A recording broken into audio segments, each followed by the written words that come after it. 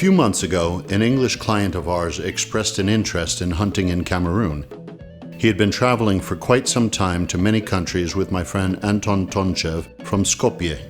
But at that point, he needed a number of specific animals from the rainforests. His collection already included 340 species of animals from around the world. Malcolm King wanted to register some more trophies from Cameroon in pursuit of the prestigious 2019 Weatherby Award. Cameroon is a unitary republic in Central Africa. It is bordered by Nigeria to the west, Chad to the northeast, the Central African Republic to the east, and Equatorial Guinea, Gabon, and the Republic of Congo to the south. Cameroon's coastline lies on part of the Gulf of Guinea, which provides it with an outlet to the Atlantic Ocean. The natural diversity of Cameroon includes beaches, deserts, savannas, jungles, and mountains. The highest peak is Feko, 4,040 meters in Mount Cameroon. The natural diversity of Cameroon includes beaches, deserts, savannas, jungles, and mountains. The highest peak is Feko, 4,040 meters in Mount Cameroon, while the lowest point lies on the Atlantic coast. I made the necessary preparations for the safari through my French acquaintance Pascal Girard. The next day, we bought a few missing products and wine with the help of the local representative of the firm, Jean-Claude. Yaoundé is the capital of Cameroon with a population of approximately 2 million people, whereas about 24 million people live in the country. In the evening of 13 May 2018, I met with Malcolm King and Gaspar Ivanov, who had flown from Paris. Unfortunately, the carbine of the English hunter had remained in Paris, but we decided to go on without it.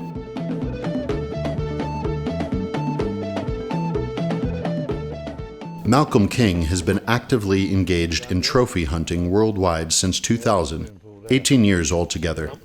Lots of world-renowned hunters may feel envious of his extensive trophy collection. It contains some of the hardest and most desired trophies from Asia, Europe, and the Americas, as well as from Africa.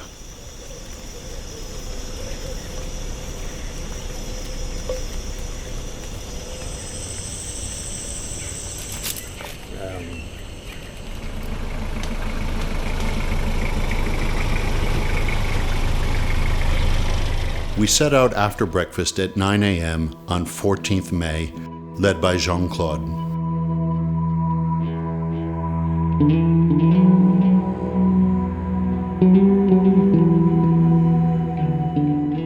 It was a long drive along an asphalt road, dirt roads, and construction sites, and a new highway connecting Congo with Cameroon. Tens of heavy trucks drove there carrying enormous tree trunks harvested from the equatorial jungle.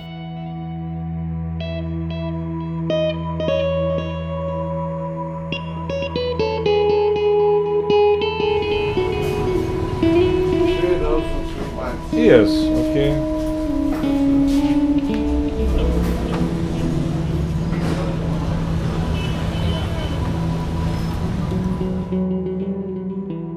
After 4 hours, we arrived at the small town of Djoum, where we were met with our professional hunter, Jacques Lemeau, by the gas station. He was born in France, but was currently living in Florence, and had worked many years in the Central African Republic.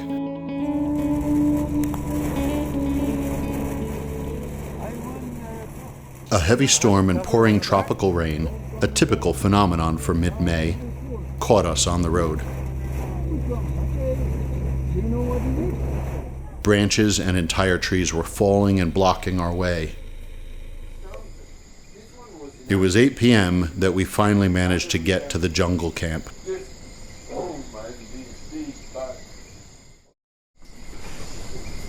It's a fantastic light. Ça va bien? Good morning. Bien, bien. Bien, ça va très bien. May 15, day 1 of hunting. In the pocket. Huh? Mirko. Yes. My one is Imes. Okay, that is a gift. You have in your pocket every time.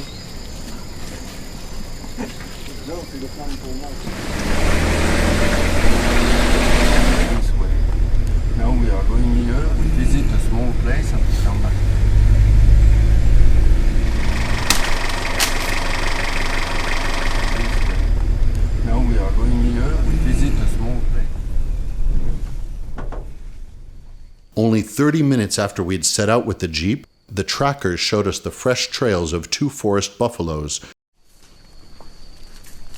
Jacques thought it was worth following them in the jungle and quickly got ready.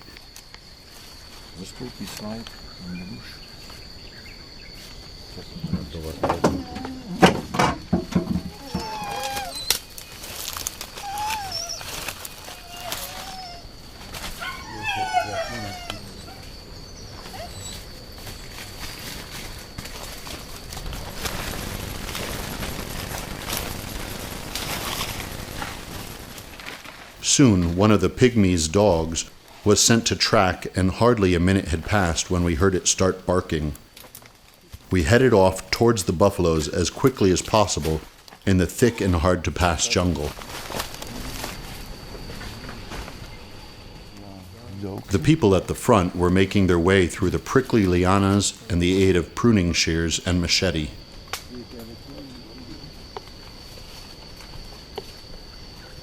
At a point, the dogs stopped barking and the buffaloes ran away, so we went back to the Jeep.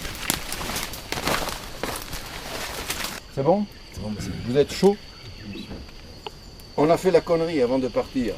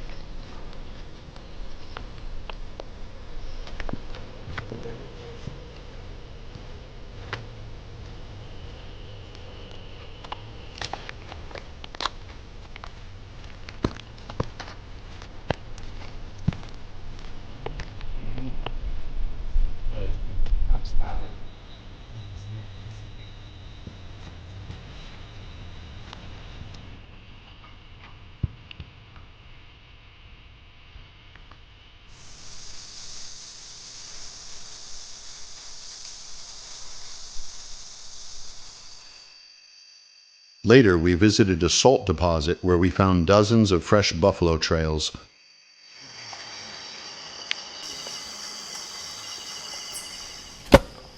We were going to put more salt there and wait for a buffalo to appear from our hunting hide some 80 meters off.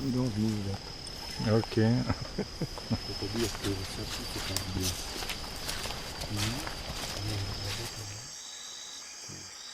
Et le problème, c'est qu'il faut venir ici quand il y a la pluie.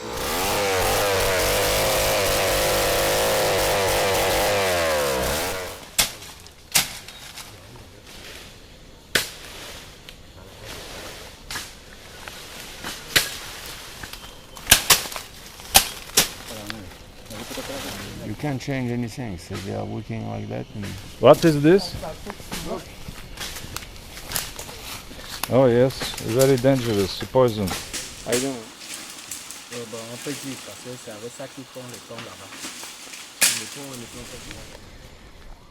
It was a humble camp. 2 small rooms, a common bathroom, and a toilet for 4 people, a living room and a dining room with a kitchen. We enjoyed the unusual luxury of the satellite dish and the television that we sometimes turned on to check on the weather forecast and update on worldwide news. On a few occasions, we also watched hunting movies of mine shot all around the world with different clients. In the evening, we were delighted to learn that there were almost no mosquitoes in the camp and the jungle around us, despite the high humidity. So we came for one evening. May 16, day 2 of hunting. The day went according to plan. We got up at 5 a.m. and set out hunting at 6 a.m.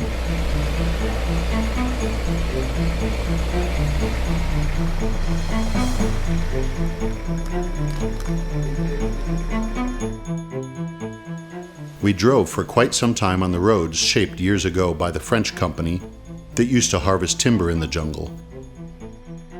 It would have been impossible to move about and hunt if it were not for these roads.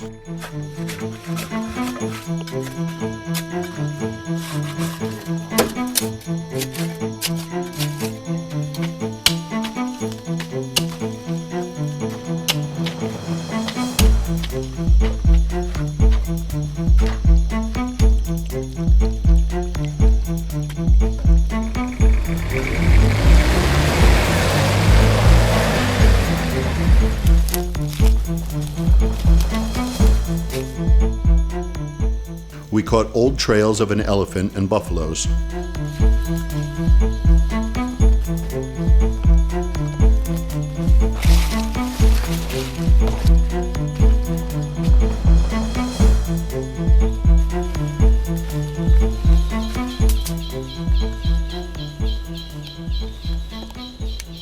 Meow.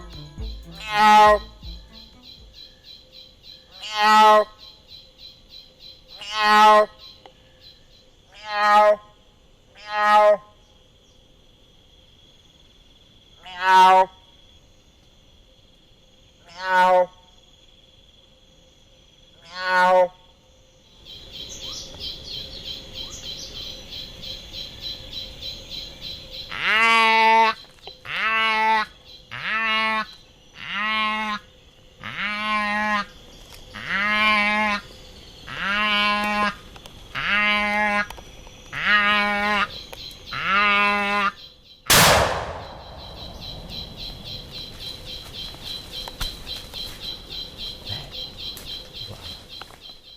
Five times we tried to attract approaching dikers, but as soon as they sensed or saw us, they darted for the bushes.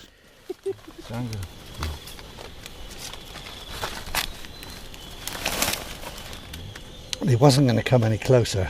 Yeah. Meow. Meow. Meow. Meow. Meow. Meow. Meow. Meow.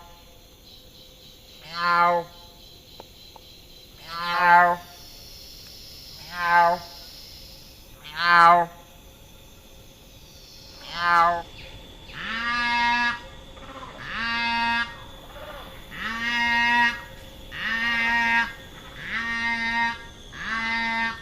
Meow. Meow. Meow.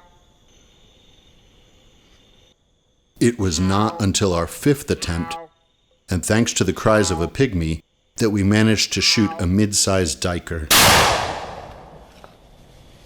Good. Yeah, good.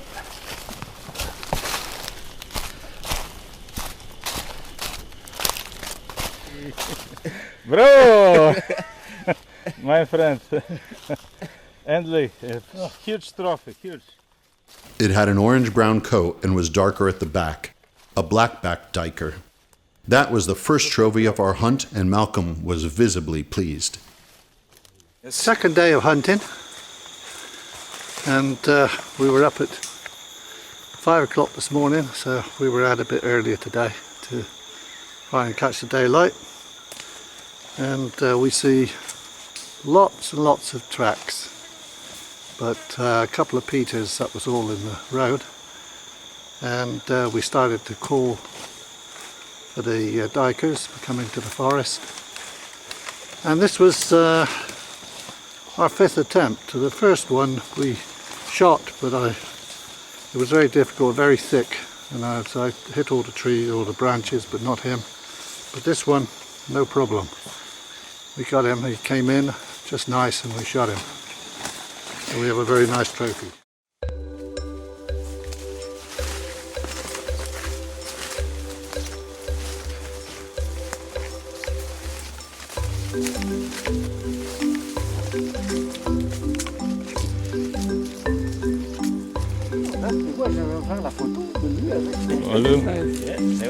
Yes, it's very nice, it's a good system.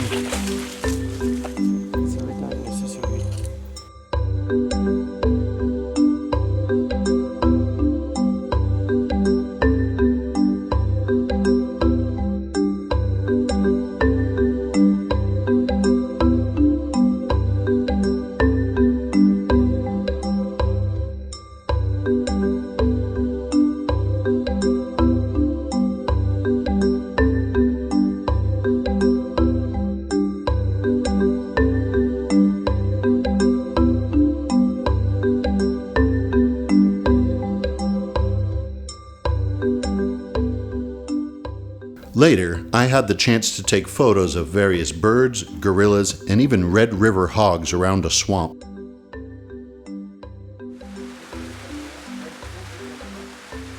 Pouring rain with lightnings and thunder started in the afternoon, as typical for the equatorial rainforests. It's a long story. Long story, yeah? Really?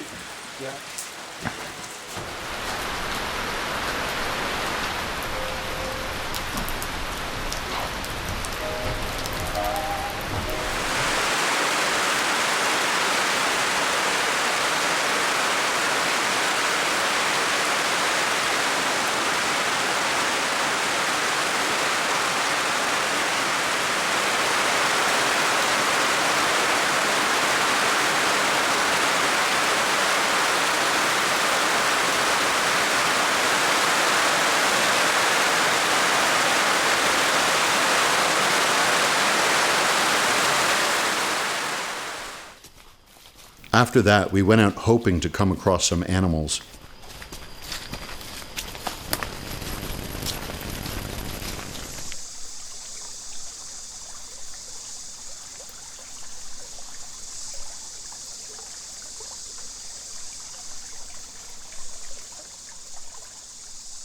I managed to take photos of an elephant walking some 100 meters ahead on the road before it disappeared in the bushes.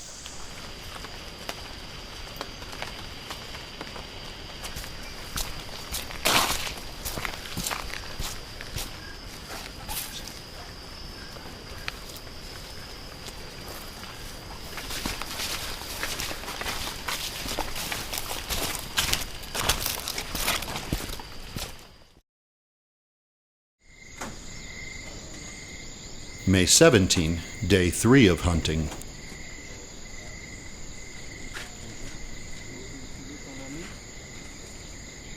We started at 6 a.m. again, but only 100 meters off the camp, the jeep got stuck in the mud.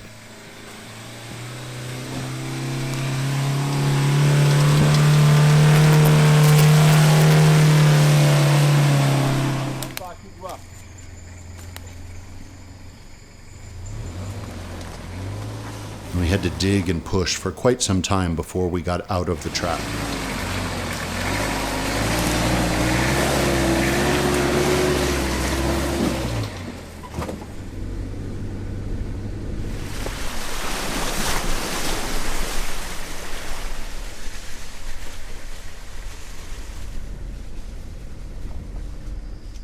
Once on the mountain road, things got smooth and we could look about for fresh trails of different duikers and other larger animals.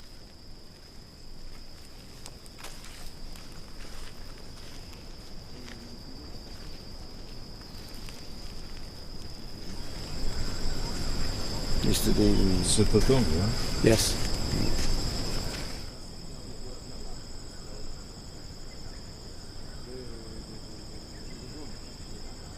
After a sharp turn in the road, a small group of forest buffaloes came in the way.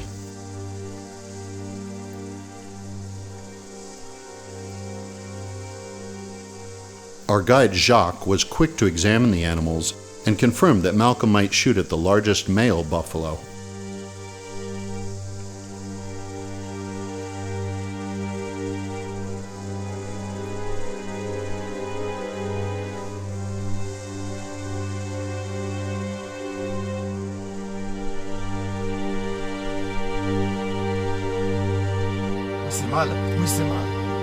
Derrière, shoot, shoot, shoot.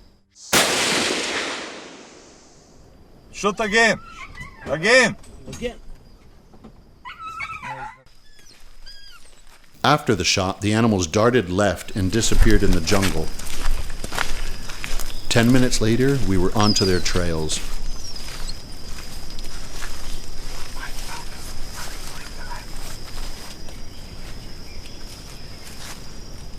The dog rushed after them, but soon returned.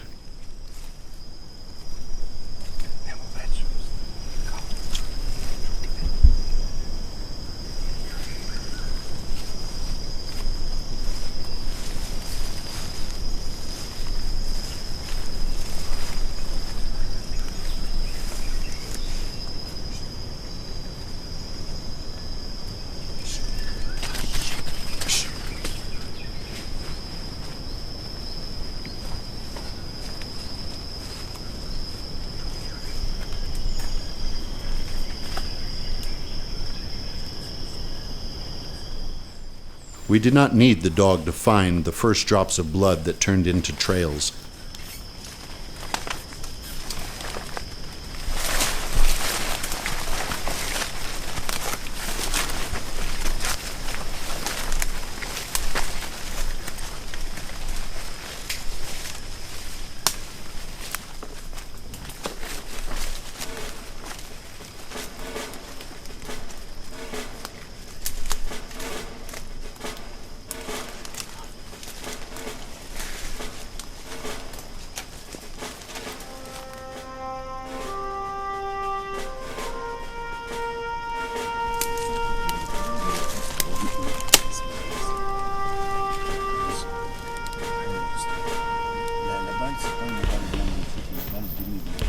That's 2-1. Hein? C'est le cas fait le couleur. Ouais. C'est le cas fait le couleur.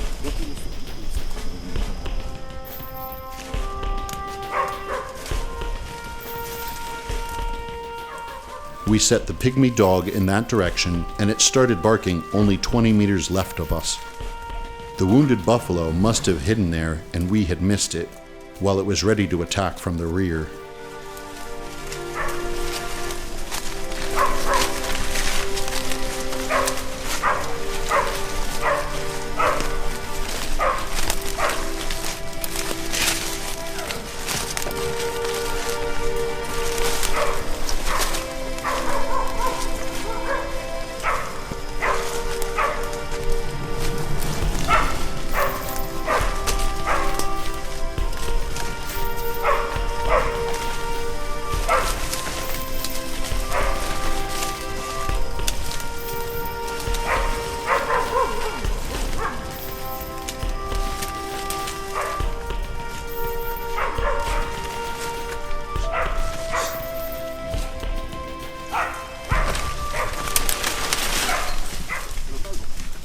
We carefully approached the buffalo, which was moving in circles because of the dog. The moment it attacked us, the hunter and Jacques produced a total of 3 shots, and the large animal went down.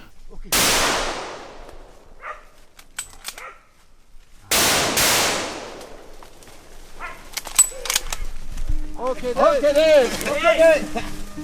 Okay, Dad! On the ground! Yeah. Okay, you have another one. Wait. Le chien, attendez, laissez. Hein? Le chien. Ah, attention with the dog.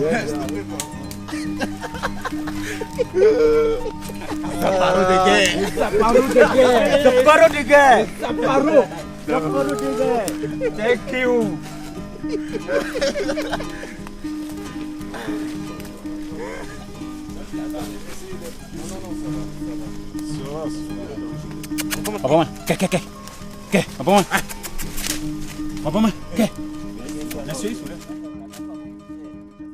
We followed the ancient local tradition to honor the spirit of the animal and of the benevolent forest spirit that reigned over the jungle, took our hats off and bowed to the jungle.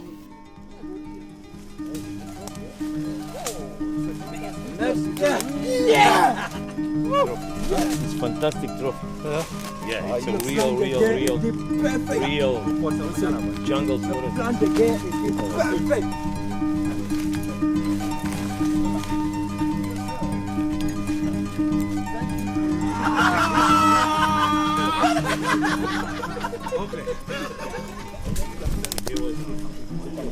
Before long, we were already taking pictures with it. It was an old buffalo, about 15 years old, and had wonderful horns. A great satisfaction to get this buffalo, I tell you. Very, very difficult, but we have only one goal, is to defend this hunt to get one. And yesterday, Very good. yesterday a very good one, and now fantastic. That is a real perfect nanus, homologate like and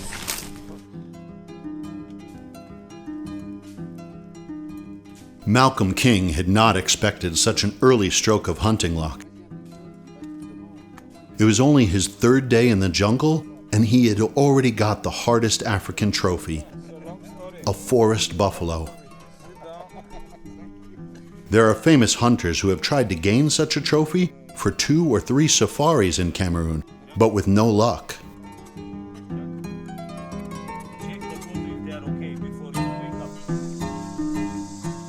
Male and female forest buffalo have horns, and they can grow up to 40 centimeters in length. They are swept backwards as an adaptation to forest life, as horns that were swept forwards or upwards could snag on branches and hinder their escape from predators. Their horns completely cover their forehead, providing protection for when the males have pushing contests.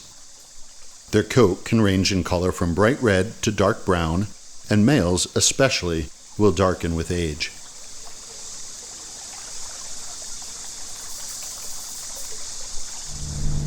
Oh.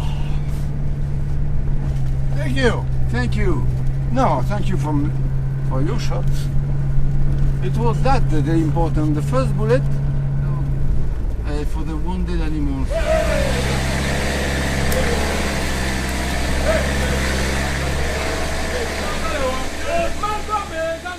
When we approached the camp, our car, decorated with palm leaves, the boys started singing triumphant songs mentioning the name of the hunter, Malcolm, Gaspar's, my partner, and mine as well.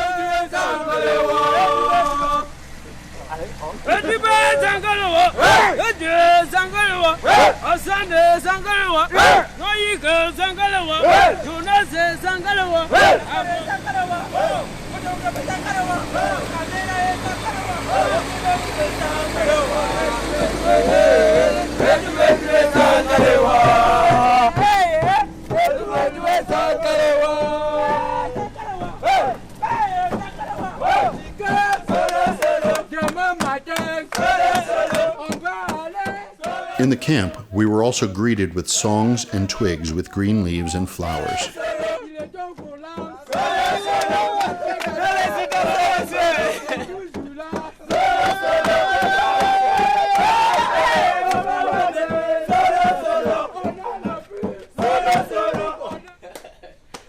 My area in Cameroon. It's absolutely not true.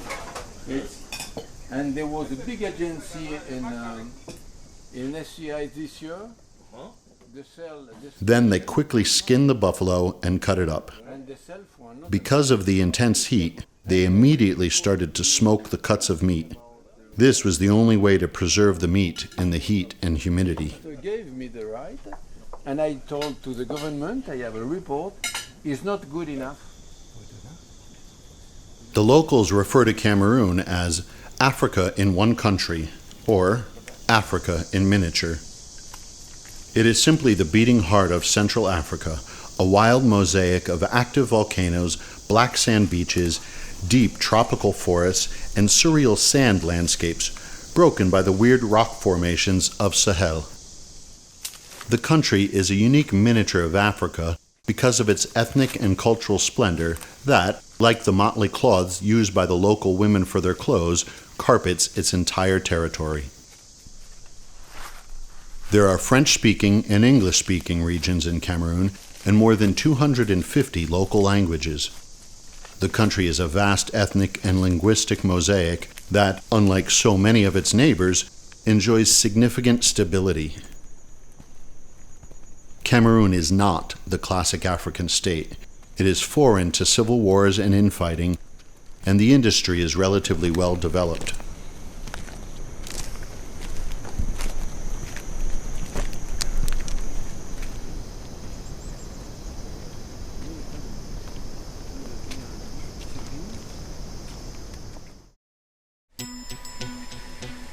May, day 4 of hunting in the jungle. Our starting schedule was as usual, and at 6 a.m. we were already on our way. Our group was made of 10 people, 6 of whom were trackers and helpers.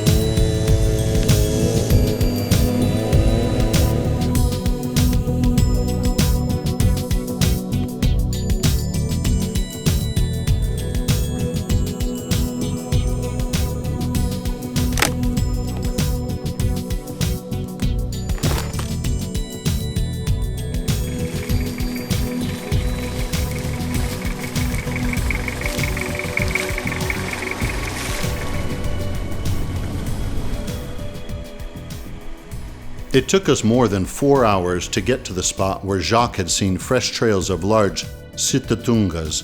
They were by the edge of a deserted woodcutter's camp near a small river.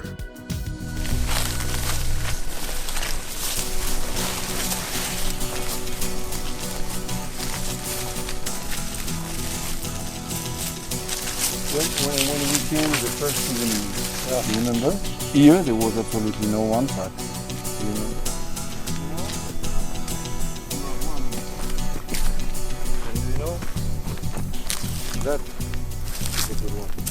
That is a big name.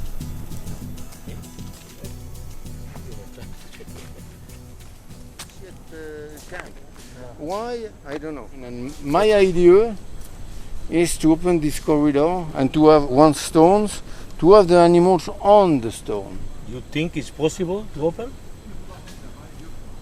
I don't think so. We are opening. Our professional hunter had already devised an action plan and stuck in the sand a lump of salt mixed with cement and clay to make it more resilient in the rains and be able to attract the attention of animals for longer. The boys started cutting a glade from there to the house at the head of the camp of the logging company. The overall distance was about 150 meters.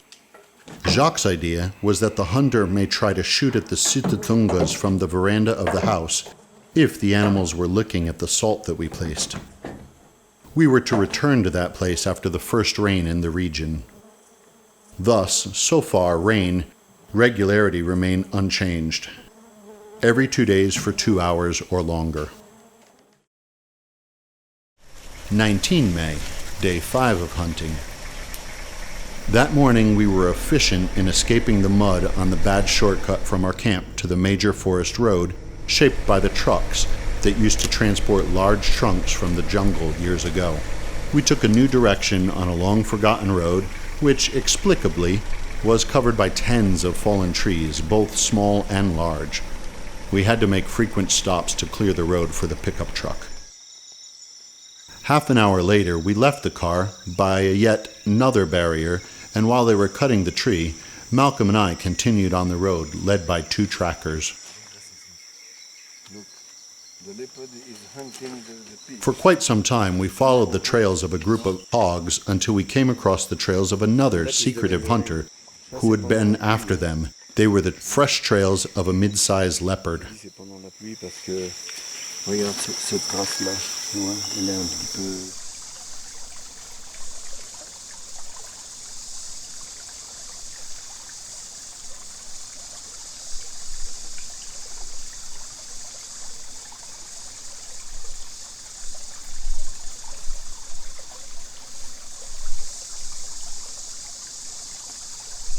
Push them. We have an hunter before us. We gave up chasing the hogs and returned to the main road to proceed ahead on foot.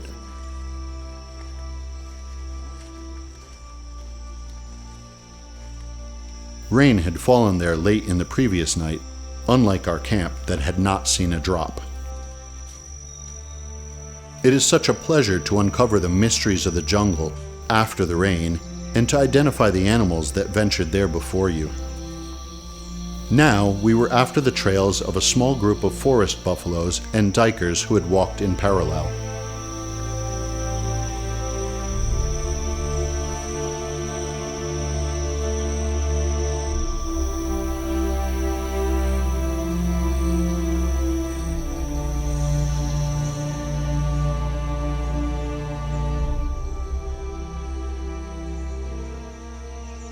After a minor turn, the African tracker gestured to show that I could take pictures of 2 buffaloes. The female one was more curious and took a few steps in our direction.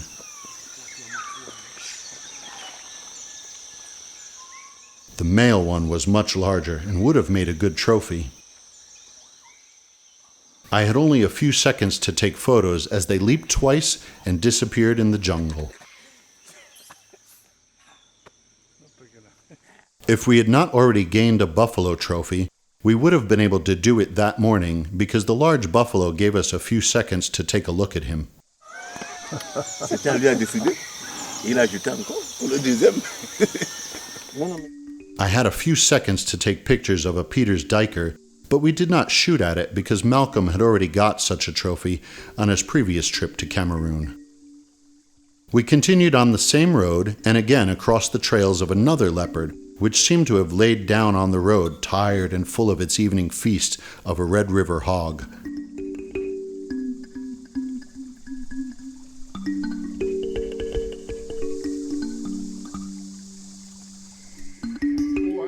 That evening, Malcolm said that he would never forget the date of the English prince's wedding because that was also the date of his birthday.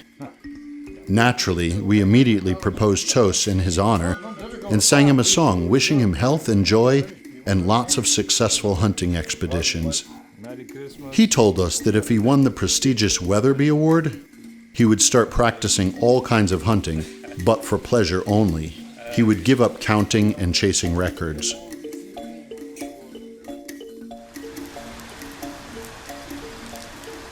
May, day 6 of hunting. It happened just as we had wished for before we went to bed.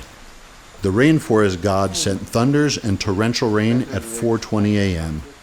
From small drops on the tin plate roof of the bungalow, the rain quickly grew into a downpour accompanied by deafening thunders and massive lightnings that were tearing across the night sky. Malcolm and Jacques went with 2 trackers and the chainsaw men back to the logging camp to sit and wait for the Sitatunga. They arrived at the camp about 9 a.m., and while everybody was sitting, reading, and sleeping, we had 2 on the lookout at the time. Around 1 p.m., the tracker saw the Sitatunga come out of the bush into the driveway to the house and start to walk towards the road. By the time he got Malcolm's attention and they got to the shooting position, he'd gone back into the bush heading towards the road. So the tracker and Malcolm moved quickly towards the road in the mud with no boots, which was tricky. By the time they got on the road, they saw the rear end of the Sitatunga disappearing into the bush on the opposite side of the road and no chance to shoot. They could not go into the bush because it was too thick, and they would have scared the Sitatunga, so they waited for an hour, hoping it would come out and go back across the road. But unfortunately, it did not. Just after this, the other tracker came running to say he had seen another one at the other end of the camp, but by the time they got there, that one had also disappeared. On the way back to the house, we did see the tracks of the first one, which had gone back across the road about 20 meters further down the road. They decided to go back to where the second one was seen, and the same thing happened. The Sitatunga had also crossed back over the road while they were looking for the first one. Unfortunately, it was a hard luck day.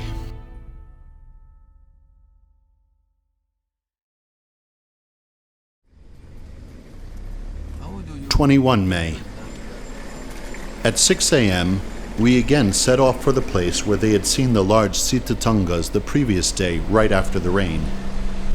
It had grazed fresh grass outside the jungle not too far from the river.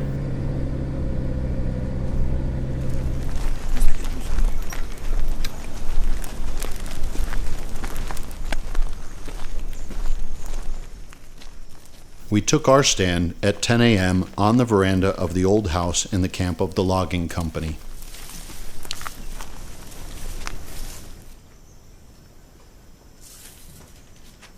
We sat on the floor while some lay down. 2 of our trackers were constantly watching the region.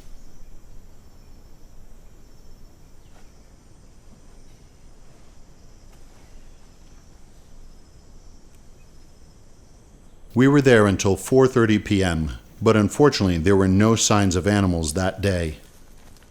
The most essential condition was, of course, the rain, but it did not happen that day. 22 May. It was not raining in the morning, and we decided to visit a wild region where we had seen buffaloes 3 days ago.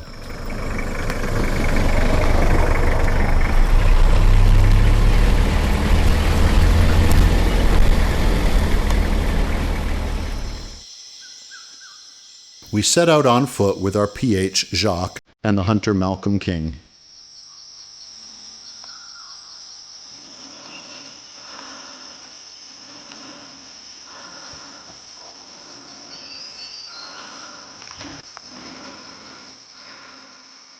We followed fresh trails of buffaloes and yellowback dikers for about a kilometer.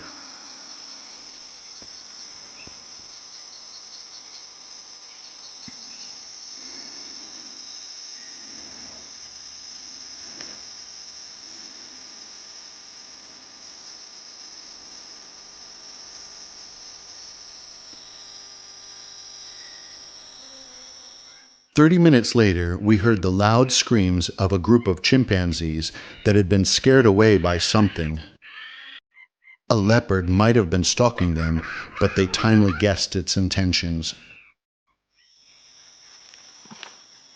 It was because we gave an ear to the chimpanzees that we were idle, and suddenly a female forest buffalo appeared on the road in front of us.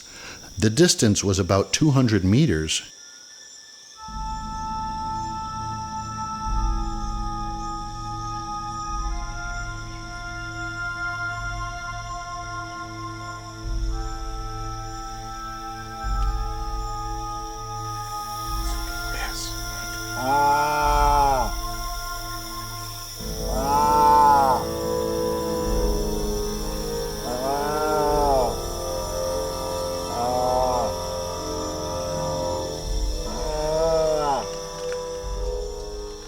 It was grazing calmly, and as I was taking pictures, another buffalo appeared from the left.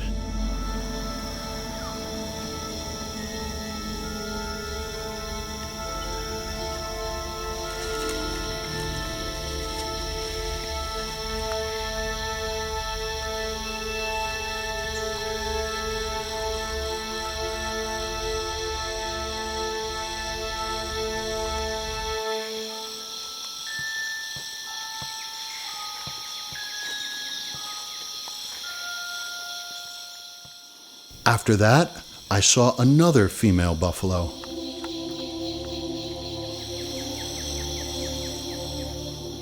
Jacques wanted to stalk them close up, and I was shooting with the camera as he and Malcolm were approaching the placid animals.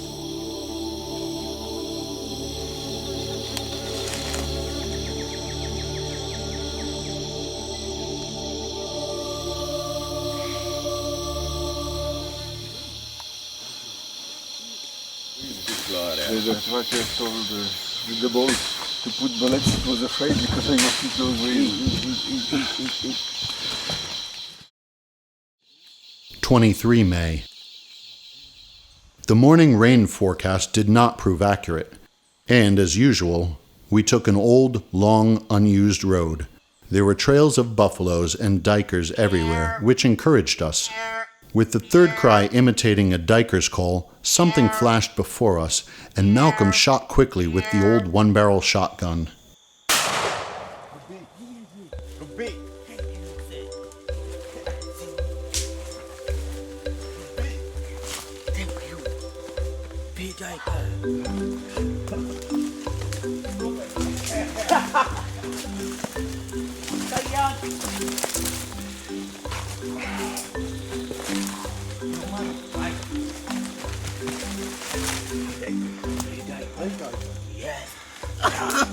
A nice trophy.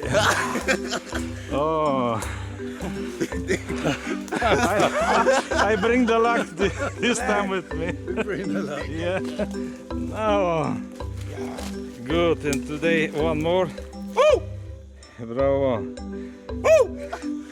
Yeah, the baby. Nice trophy. Nice. I'm happy for you. Soon after that, the tracker shouted that they had found the Bates pygmy antelope, which the hunter had long craved for. He was also very happy that he was about to add such a rare species to his collection. Il est venu rapide? Non, mais il est venu doucement. Le moment que j'ai arrêté d'appeler, je vois rouge. Est-ce que vous connaissez? Congratulations, one more time. Thank you. Trophée, mais pointu. That's good.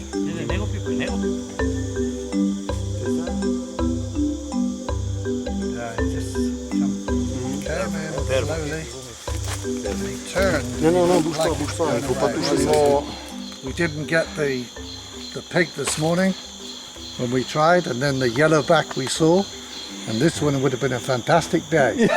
So, Yeah. well, we are pleased with this And one. do you know, perhaps if we got the small Red River hog, we had not this one. Yeah. And the Red River hog is more easy to get as this one. Yeah, this is most difficult I can Yeah, all yes, of them. Yes, for sure. At the moment, it was big tree. Moi, je connaissais le voir le tronc.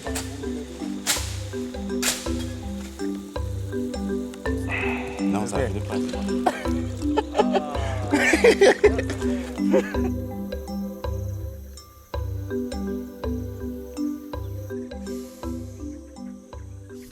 Malcolm and I stood by the edge of a road behind a small hide, hoping to spot from afar Sitatungas coming after the rain and starting on the road in our direction.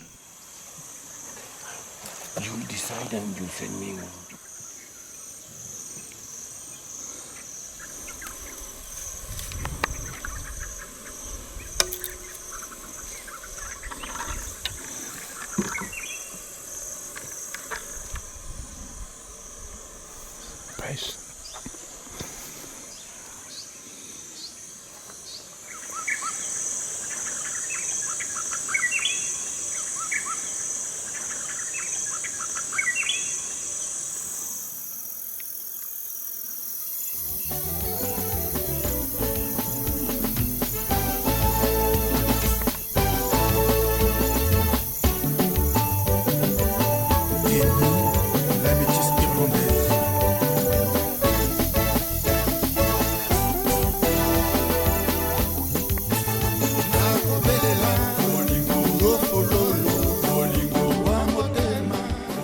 At 11:30 a.m., the Jeep arrived again and brought Gaspar and all our luggage. We started together for the asphalt road coming from Congo. In 90 minutes, we were already on the highway and drove in fifth gear. It took us an hour to get to the small but busy town of June. Then we took a muddy, narrow road where we had a hard time passing by heavy trucks loaded with 4 or 5 large trees from the jungle. That long stretch of road was, at times, a construction site and was very hard to navigate.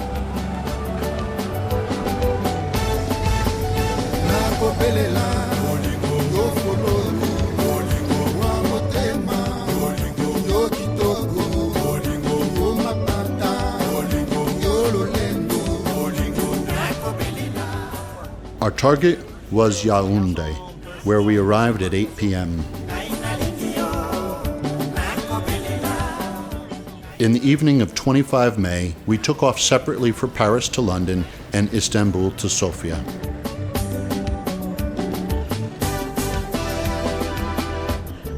I hope that the movie about this 10-day safari will turn out to be interesting and that it will make a good memory for the celebrated English hunter.